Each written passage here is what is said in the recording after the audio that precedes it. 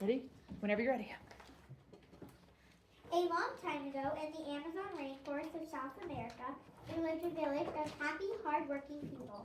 They built simple huts around a lake that gave them cool, fresh drinking water, and they picked up tasty fruits and nuts from nearby trees. The villagers made a nice life for themselves and lived very well for many years, but over time they forgot their hard-working ways. Rotten fruit skins began to pile up in nasty water people. Rather than to clean up the mess, the villagers moved to another spot along the lake. Unfortunately, the villagers brought their lazy habits with them. Whenever piles of rotting fruit or traffic by, the villagers moved on. Eventually, they had moved into every available spot along the lake and found themselves back up where they started. The village leaders met to talk about the problem. Talking about problems was one of the few things lazy villagers still did with any gusto. Something must be done about this mess. We're meeting, that's something. What we need is an idea. That's an idea in itself. I have a better idea. I'll take a nap. I do my best thinking when I sleep. A nap is a wonderful idea. I will wake rested and ready to think about a solution. After all, we are people. Thinking is what separates people from monkeys. Maybe I will dream up a solution. Maybe if oh, sorry, I messed up. Maybe if I sleep long enough, the problem will be gone when I wake up. Everyone in the village slept through the night, and half the next day, when they woke up, a strange old man greeted them. He stood in front of the newly built house and there was no rotten fruit rings on the ground outside or flies buzzing about. Ah, say there, stranger. How is it you have a new built house where none was there last night? And it's so clean. And I such a delicious looking pile of fresh picked fruits. Don't tell us you worked all through the night. No, I slept quite well last night. I didn't have to lift a finger. I would be happy to share my fruit with you. In fact, I'll share my secret with you as well. The old man picked up his stick from the ground. He brought out a small knife and quickly carved the figure of a little person with a tail. Now watch. When I clap my hands, my stick figure will come to life. True to the old man's word, the little figure sprang to life and stood at attention. This little guy will do whatever you ask, but he can only do one job. If you need more figures, I'll carve them. The old man whistled, stick after stick. Dozens of little figures, each grinning like a mischievous monkey, stood ready for orders. The lazy villagers were excited about having servants to do all their chores, everyone except Lazyhead. He was worried that the old man might think the villagers needed his little people and start charging for their services. Thank you for your offer, old man. We are quite able to fend for ourselves. However, we are a generous people.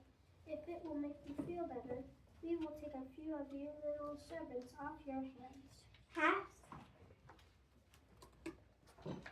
Have as many as you like. It is my pleasure to give them for free. Well then, I might be able to use 5 or 6. I'll take 10. 20 for me. I'll take 30. Maybe a few more for me too, if your little people do all the cooking and cleaning. I will have time for thinking. That after all is what people are for. Yes, we can spend our time writing down our great thoughts. We can write poems and make music. The possibilities are mind-boggling, but right now my mind is so boggled with all the things I could be doing. I need to take a nap. What a brilliant idea. See what we are using our brains already. Now if one of your little people will help me into my hammock, I will get to work sleeping. For the next few days, the villagers were happy. They lay about in their hammocks, singing great thoughts. The old man's little people did all the chores the lazy villagers would have done if they hadn't been so lazy. Soon the lazy villagers ran out of servants, but there were still many chores to do. Old man, we don't want you to feel unwanted. To show our generosity, we will accept some more of your little.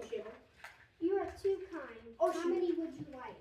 Oh, just a few. 100 would be nice. 1,000. 2,000.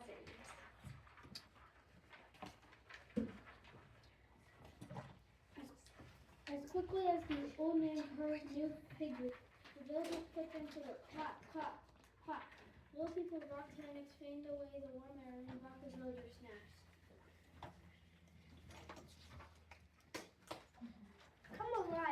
Carson. I am so busy thinking about all the great thoughts I will be thinking. I need you to pull a handful of grapes from the bunch, peel them, and put one grape at a time into my mouth. Lazyhead, you are chewing so loudly I cannot think clearly to write a poem. Little person over there, come to life and write a poetry. Ah, that's much better. All this creeping, clapping has tired me out.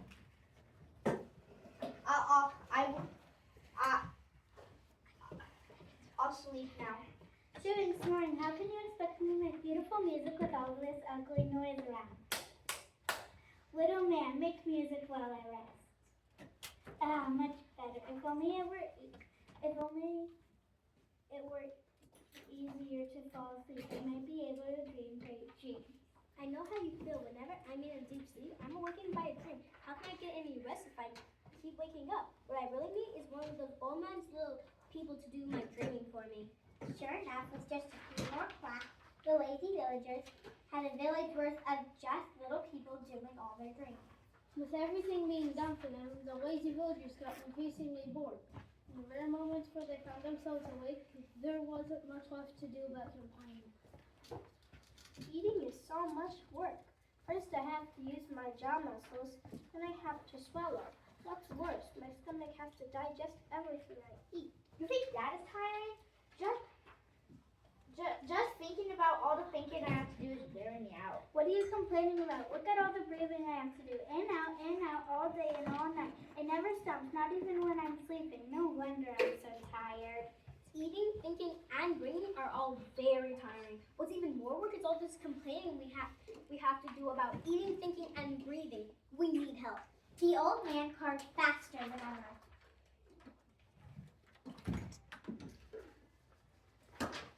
It got quite crowded in the village. Soon the little people needed servants of their own to help get their food and keep their flies away. They need servants to lock their hammocks, make their poems, and make their music and sing their dreams. It got so crowded, you couldn't tell the lazy villagers from the lazy little people. There was pushing and shoving and shoving and pushing. Nothing was getting done. Finally, the little people escaped to the forest where they grew hair and became monkeys. To this day, the monkeys continue their lazy ways of throwing fruit skins on the ground, never cleaning up their messes. The lazy villagers, relieved to get rid of their lazy little servants, got back to the business of living. They picked up their own fruit and cleaned up their own fruit skins. They even cleaned up after the monkeys in the trees. And when the chores were all done, they finally got around to writing poetry, making music, to thinking great thought, and dreaming. The end. Good job. A lot of fun. All right.